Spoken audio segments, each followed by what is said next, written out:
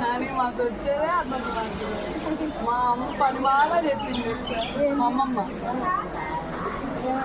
కళాఖండాలు